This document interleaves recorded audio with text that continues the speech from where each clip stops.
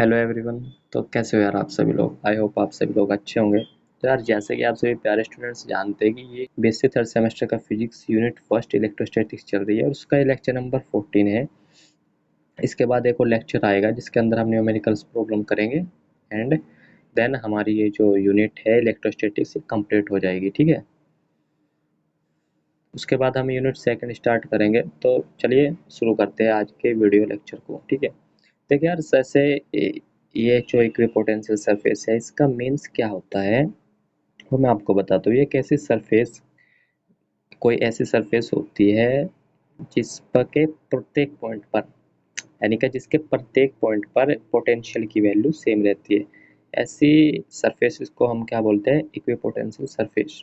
ये तो सिंपल भाषा में मैंने आपको बताया। अब इसके देखिए पढ़ते हैं definition. The imaginary surface draw in the electric field, यानी का इमेजिनरी यानी का काल्पनिक पृष्ठ होती है जो इलेक्ट्रिक फील्ड में ड्रॉ है, एट विच जिस पर the value of electrostatic potential जिस पर इलेक्ट्रोस्टैटिक पोटेंशियल की वैल्यू सेम है एट एवरी पॉइंट, यानी कि जिसके प्रत्येक पॉइंट पर इलेक्ट्रोस्टैटिक के पोटेंशियल की जो वैल्यू है वो सेम है, is known as equipotential surface. वो क्या कहलाती है, इक्विपोटेंशियल सरफेस कहलाती है। ठीक है, देखिए जैसे आप फिगर में देखिए यहाँ पर पॉइंट ए है, this is point P, B and point C, point D. यहाँ पर क्या होगा, electrostatic potential at point A is same as the electrostatic potential at point B, same as the electrostatic potential at point C and same as the electrostatic potential at point D. यानी का बिंदु ए, B, सी तथा D पर electrostatic potential की जो value होगी वो same होगी। ठीक है, ये हमारे पास इलेक्ट्रोस्टैटिक पोटेंशियल का कंसेप्ट होता है, इक्विपोटेंशियल सरफेस का। इलेक्ट्रोस्टैटिक पोटेंशियल का एक्सप्रेशन क्या होता है, वो होता है हमारे पास 1/4 pi epsilon naught q upon r. तो यहाँ से आप क्लियरली देख सकते हैं ये जो पोटेंशियल होता है वो इनवर्सली प्रोपोर्शनल आर यानी का डिस्टेंस के होता है। ठीक है ना, डिस्टेंस क्या है, ये डिस्टेंस होती है पॉइंट चार्ज से उस पॉइंट के डिस्टेंस जहाँ पर हम इलेक्ट्रोस्टैटिक पोटेंशियल फाइंड आउट करना चाहते हैं। ठीक है, तो इस इनवर्स रिलेशन का क्या मीन्स है, जैसे जैसे आप डिस्टेंस की वैल्यू बढ़ाते जाओगे आपके पास जो पोटेंशियल होगा वो कम होता जाएगा। इनवर्स का ये मतलब होता है कि जैसे हम दो क्वांटिटी में बात करते हैं, दो क्वांटिटी के लिए एक की वैल्यू बढ़ाने पर दूसरे की वैल्यू कम होगी, जबकि दूसरे की वैल्यू बढ़ाने पर पहले की वैल्यू कम होगी। ठीक है, तो जैसे मैंने अभी आपको बताया कि फिगर में क्या होगा, इलेक्ट्रोस्टैटिक पोटेंशियल पॉइंट ए यानी का ए पर वैद्युत विभव सेम एज द वैद्युत विभव एट पॉइंट बी और सी और डी। यहाँ पर वैद्युत विभव यानी का इलेक्ट्रोस्टैटिक पोटेंशियल सेम होगा। ठीक है, उसके बाद इसकी कुछ प्रॉपर्टीज है। किसकी प्रॉपर्टीज, इक्विपोटेंशियल सरफेस की कुछ प्रॉपर्टीज है, वो हम वन बाय वन करके देखते हैं।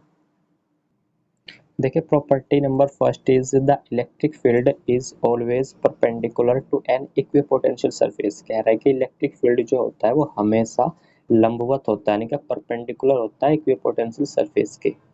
ठीक है, सेकंड प्रॉपर्टी है two equipotential surfaces can never intersect. कोई दो इक्विपोटेंशियल सरफेस है जो वे एक दूसरे को कभी इंटरसेक्ट नहीं कर सकती। Third is for a point charge, किसी बिंदु आवेश के लिए the equipotential surfaces are concentric spherical shell, यानी किसी बिंदु आवेश के लिए समविभव पृष्ठ होते हैं वे कॉन्सेंट्रिक होते हैं, स्फेरिकल सेल होती है। ठीक है, यानी कि गोलीय कोष होते हैं जिनकी त्रिज्या यानी कि जिनका केंद्र संकेंद्रीय, कॉन्सेंट्रिक का मीन्स होता है संकेंद्रीय, जिनका केंद्र या जिनका सेंटर एक होता है, एक ही है। ठीक है, पॉइंट 4 है the direction of the equipotential surface is from high potential to low potential, यानी कि इक्विपोटेंशियल सरफेस की जो डायरेक्शन होती है वो हाई पोटेंशियल से लो पोटेंशियल की तरफ होती है। सो ये था इक्विपोटेंशियल सरफेस का कंसेप्ट, ये इसकी कुछ प्रॉपर्टीज थी। चलिए बढ़ते हैं नेक्स्ट टॉपिक के पास। ठीक है, नेक्स्ट टॉपिक हमारा क्या है, नेक्स्ट टॉपिक है हमारे पास इलेक्ट्रिक क्वाड्रिपोल। क्या होता है इलेक्ट्रिक क्वाड्रिपोल, देखिए when two dipoles are combined to each other in such a way, यानी कि दो डाइपोल्स को हमने कंबाइंड कर दिया इस तरीके से कि their resultant electric dipole moment does not become zero. इस तरीके से हमने उनको कंबाइंड कर दिया कि उनका जो रिजल्टेंट इलेक्ट्रिक डाइपोल मोमेंट है ना, यानी का परिणामी विद्युत द्विध्रुव आघूर्ण वो जीरो ना बने। ठीक है ना, then the system formed in such is known as electric quadrupole. Then इस प्रकार से जो सिस्टम बनता है उसको हम क्या बोलते हैं, इलेक्ट्रिक क्वाड्रिपोल। ठीक है दोस्तों, यानी कि हमारे पास दो डाइपोल्स है, उनको हम इस तरीके से कंबाइंड करते हैं कि उनका परिणामी वैद्युत द्विध्रुव आघूर्ण जीरो ना हो, तब इस प्रकार जो सिस्टम बनता है उसको हम कहते हैं इलेक्ट्रिक क्वाड्रिपोल। ठीक है, उसके बाद हमारा टॉपिक है इलेक्ट्रिक मल्टीपोल। ठीक है, सबसे पहले हमने पढ़ा था इलेक्ट्रिक डाइपोल, देन हमने देखा इलेक्ट्रिक क्वाड्रिपोल अभी देखा, उसके बाद है इलेक्ट्रिक मल्टीपोल, इसको भी समझते हैं। ठीक है ना, ये क्या होता है, तो चलिए देखते हैं। When a number of positive and negative charges are distributed on any volume at some distance apart, then the system formed in such a way is known as electric multipole। ठीक है, कह रहा है कि when a number of positive and negative charges are distributed, जब हमारे पास negative और positive charge distributed होते हैं ऑन एनी वॉल्यूम किसी सरफेस पर एट सम डिस्टेंस एक अपार्ट, यानी कि एक दूसरे से सम डिस्टेंस पर डिस्ट्रीब्यूट वितरित होते हैं, देन द सिस्टम फॉर्म, तब इस प्रकार से इस तरीके से जो सिस्टम बनता है वही कहलाता है इलेक्ट्रिक मल्टीपोल। ठीक है दोस्तों, आई होप आपको ये दोनों डेफिनेशन क्लियर होगी। उसके बाद हमारा जो टॉपिक है दैट इज डाइलेक्ट्रिक। ये क्या होता है डाइलेक्ट्रिक, ठीक है, इसको देखते हैं। The system in which electrons are strongly bounded to the nucleus, यानी कि एक ऐसा निकाय है जिसके अंदर इलेक्ट्रॉन स्ट्रॉन्गली बाउंडेड होते हैं, बंधित होते हैं किससे, न्यूक्लियस से, and are not free for conduction, और चालन के लिए फ्री नहीं होते हैं, इज नोन एज डाइलेक्ट्रिक। एक ऐसा निकाय, एक ऐसा सिस्टम होता है जिसके अंदर इलेक्ट्रॉन न्यूक्लियस से स्ट्रॉन्गली बाउंडेड होते हैं और कंडक्शन के लिए फ्री नहीं होते हैं, that is called electric dielectric. ठीक है, एग्जाम्पल के लिए हम क्या ले सकते हैं, लाइक लकड़ी, वुड है हमारे पास, प्लास्टिक है, यानी का जिनके थ्रू कंडक्शन नहीं होता। ठीक है, चार्ज का, प्लास्टिक हो गया, नॉन मेटल सभी, और वुड। ठीक है, देखिए डाइलेक्ट्रिक के बाद एक और छोटा सा कंसेप्ट आता है, छोटी सी डेफिनेशन है, सिंपल सी है, डाइलेक्ट्रिक कांस्टेंट। ये क्या होता है, देखिए the ratio of permittivity of any medium, ये परमिटिविटी यानी क्या, इसको बोलते हैं वैद्युशीलता। ठीक है, the ratio of permittivity of any medium epsilon to the permittivity of free space या एयर, हम उसको कह सकते हैं। ठीक है, एयर की परमिटिविटी जिसको हम एप्सिलॉन नोट से डिनोट करते हैं। ठीक है, इनका जो रेशियो होगा ना उसको हम क्या बोलते हैं, उसको हम कहते हैं रिलेटिव परमिटिविटी।